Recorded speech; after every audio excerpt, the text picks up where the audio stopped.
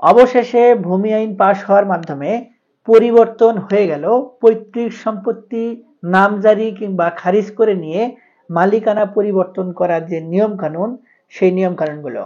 এখন থেকে যদি কেউ পৈতৃক সম্পত্তি অংশ পাবার পরে নিজের নামে নামজারি কিংবা খারিজ করে মালিকানা অর্জন করতে চায়, তাহলে তাদেরকে নতুন রূপে নতুনভাবে নিজের নামে সম্পত্তিগুলো নামজারি কিংবা খারিজ করতে হবে।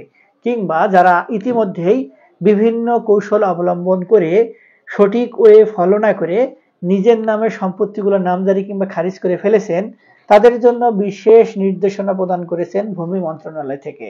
চলুন আজকে আমরা এই জটিল বিষয়গুলো নিয়ে একটু বিস্তারিতভাবে আলোচনা করে দেখি। তবে ভিডিওটি দেখার পর যদি আপনার আমার এই চ্যানেলের ভিডিওগুলো ভালো লেগে থাকে, কোনো উপকারে এসে থাকে, আরো কোনো ভিডিও দেখার আগ্রহ জন্মায়, সেক্ষেত্রে আমাদের চ্যানেলটি সাবস্ক্রাইব করার আমন্ত্রণ রইল। আর যদি আপনি আমাদের ভিডিওগুলো নিয়মিত দেখে থাকেন, তাহলে বরাবরের মতো লাইক, কমেন্ট, শেয়ার করে আমাদেরকে অনুপ্রেরণা দিবেন। ভিডিও শুরু করার আগে একটি কথা বলতে চাই। ভিডিওর বিষয়বস্তু বুঝতে গেলে ভিডিওটি না টেনে সম্পূর্ণ মনোযোগ সহকারে দেখতে হবে। জমির অনুকূলে নামজারি করাটা কিন্তু অত্যন্ত গুরুত্বপূর্ণ। বিভিন্ন সময় বিভিন্ন ভিডিওতে এই বিষয়ে আমরা নানানভাবে সচেতন করে আসার চেষ্টা করছি।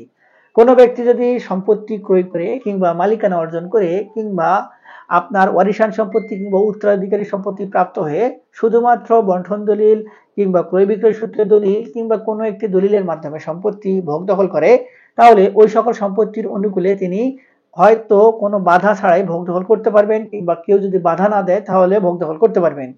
কিন্তু রাষ্ট্রীয়ভাবে ওই সকল সম্পত্তি নিজের নামে মালিকানা পেতে কিংবা ওই সকল সম্পত্তি যদি তিনি কারো কাছে বিক্রয় করতে চান কিংবা তার পরবর্তী ওয়ারিসদেরকে নিরবিচ্ছিন্নভাবে ভোগ দখল করার জন্য রেখে যেতে চান কিংবা দিয়ে যেতে চান, তাহলে সেক্ষেত্রে ওই সকল সম্পত্তির অনুকূলে তাকে খাজনা প্রদান করতে হবে নিজের নামে। অর্থাৎ তিনি রাষ্ট্রীয়ভাবে ওই সকল সম্পত্তি ভোগ দখল করেছেন এবং রাষ্ট্রীয় যে সকল নিয়ম কানুন আছে তিনি সেই সকল মেনেছেন।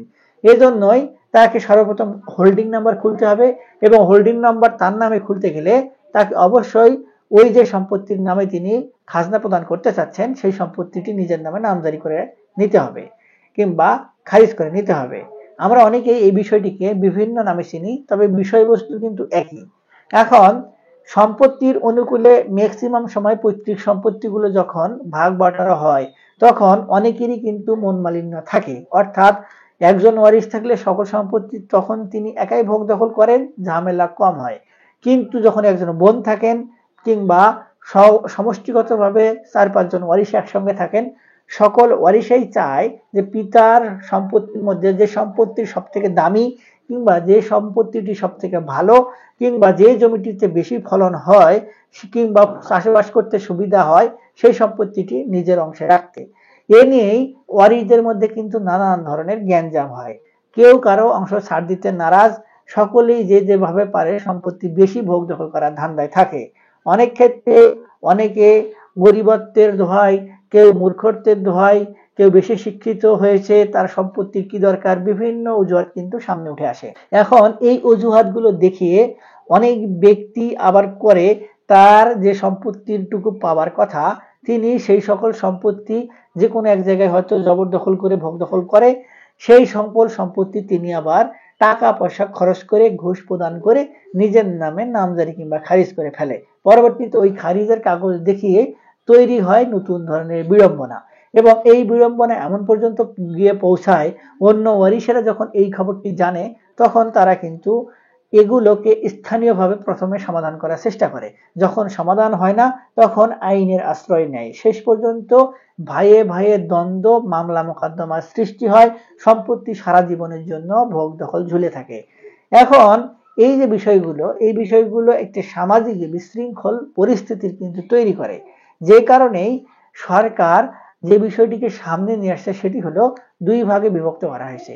একটি হচ্ছে নামজারির প্রক্রিয়া, দুই হচ্ছে ঘুষ কিংবা দুর্নীতি কন্ট্রোল করার প্রক্রিয়া। অর্থাৎ ঘুষ দুর্নীতি কন্ট্রোল করার মাধ্যমে তারা যে নিয়মগুলো রয়েছে এই ভূমি বিষয়ক সমস্যাগুলো জটিলতা নিরসন করার জন্য সেগুলোকে আরো কঠোর করা। এখন ভূমি অফিসকে কঠোরভাবে নির্দেশ প্রদান করা হয়েছে। অর্থাৎ যে সকল অফিসে এসিলেন্ট অফিসে স্বাভাবিকভাবেই একটি সম্পত্তির নামজারি কিংবা খারিজ করা হয়, এখন এই যে নামজারি এবং খারিজ করার জন্য নির্দিষ্ট করে এসিলেন্ট মহোদয়গণকে ট্রেনিং প্রদান করা হয় এবং তাদেরকে ম্যানুয়াল বুক কিংবা নির্দেশনা প্রদান করা হয় যে আপনারা আপনাদের সম্পত্তির অনুকূলে এইরকম একটি প্রসেস ফলো করে তারপর নামজারিতে যাবেন।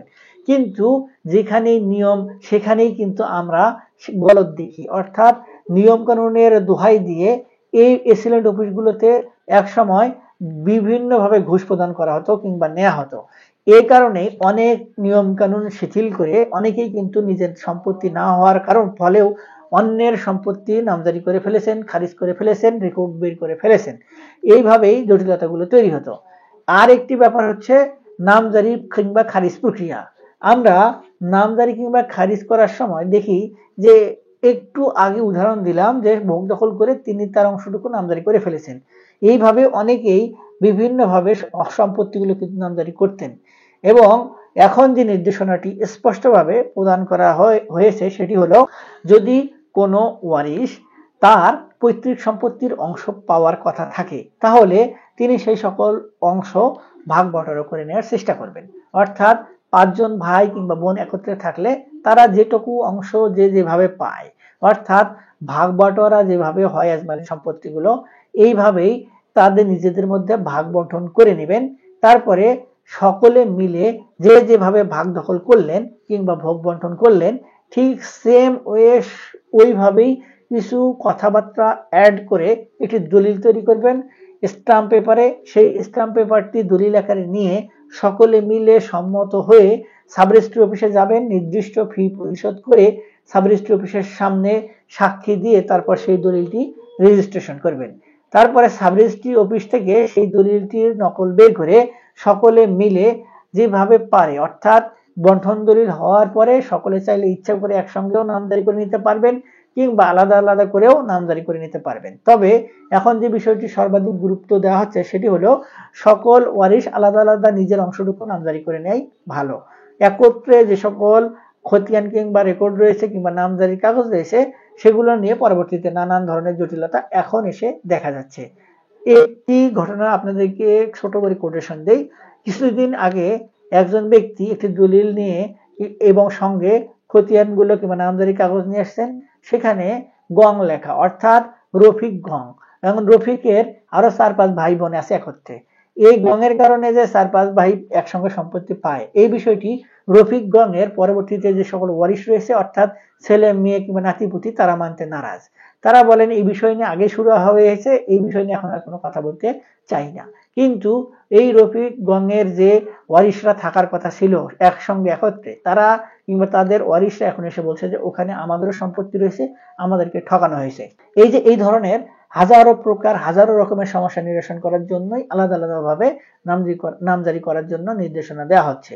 এখন ওই নামজারির আবেদন করার পরে যে সকল ডকুমেন্ট থাকার কথা, অর্থাৎ যার কাছ থেকে সম্পত্তির পৈতৃক অংশ পেয়েছেন সেই পিতার যত ধরনের সাবকবলা দলিল রয়েছে, ভায়া দলিল রয়েছে, সব দলিল সঙ্গে অবশ্যই বাধ্যতামূলক এই বাটোয়ারা দলিল কিংবা বন্টন দলিল নিয়ে তারপরে এই নামজারি কিংবা খারিজের জন্য আবেদন করতে হবে।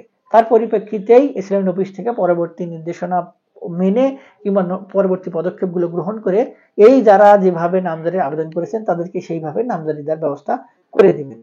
এখানেই একটু কথা রয়েছে যে এই ওয়ারিশান সম্পত্তির অনুকূলে বন্টন দলিল ছাড়া অনেকেই কিন্তু দাগে দাগে ভোগ দখল সূত্রে নামজারি করে নিতেন এবং এগুলো কিন্তু অহরহ আপনার ডানে বাঁয়ে সামনে পিছনে তাকান দেখতে পাবেন। এই জন্যই এই যে ওয়ারিশান বন্টন দলিল না থাকার কারণে পরবর্তীতে এসে অনেক ওয়ারিশদের মধ্যে গ্যাঞ্জাম, ভাইয়ে ভাইয়ে গ্যাঞ্জাম, বিভিন্ন গ্যাঞ্জাম তৈরি হয়। এই সমস্যাগুলো নিরসন করার জন্যই এই নতুন নির্দেশনা কিংবা এই নতুন নিয়ম সামনে উঠে নিয়ে আসা হয়েছে এবং ভূমি মালিকদেরকে বলা হচ্ছে আপনার ওয়ারিশান সম্পত্তি যখন প্রাপ্ত হবেন সেই সকল সম্পত্তি ভোগ দখল করতে গেলে অবশ্যই আপনাদের বন্টন দলিল করতে হবে এবং যদি কোনো কারণে বন্টন দলিল ছাড়া কোনো ব্যক্তি এই সকল সম্পত্তি নিজের নামে নামজারি করে ফেলে এবং অন্য ওয়ারিশ এসে বলে যে এই সকল সম্পত্তিতে আমাদের অংশ রয়েছে, উনি জোর করে নামজারি করে নিয়েছেন, ঘুষ খাইয়ে নামজারি করে নিয়েছেন এবং সেই সকল বিষয়ের পরিপ্রেক্ষিতে যে সকল ব্যক্তি ভোগ দখল করছেন নামজারি করে তাদের কাছে যদি কোনো ওয়ারিশান বন্টন দলিল না থাকে তাহলে সেই সকল সম্পত্তি কিন্তু পুনরায় আবার ভাগ বন্টন করার সুযোগ রয়েছে কিংবা সরকার কিংবা রাষ্ট্র চাইলে আবার ভাগ বন্টন করে দিতেও পারে। তো এই যে ভিডিওর প্রথমেই বলেছিলাম যে সকল ব্যক্তি ইতিমধ্যে নিয়ম কানুন না মেনে নামজারি করে ফেলেছেন তাদের জন্য কিন্তু কঠোর হুঁশিয়ারি রয়েছে, কঠোর বিপদ রয়েছে। তাই এই সকল ব্যক্তি যারা রয়েছেন, যারা ইতিমধ্যে নামজারি করে ফেলেছেন এবং নামজারির কাগজ দিয়ে শুধুমাত্র সম্পত্তি ক্রয় করেছেন, কিন্তু মূল জায়গা অর্থাৎ বন্টন দলিল কিংবা বাটোয়ারা দলিল নেই, তারা কিন্তু খুব একটা সুবিধাজনক অবস্থানের মধ্যে বর্তমানে নেই।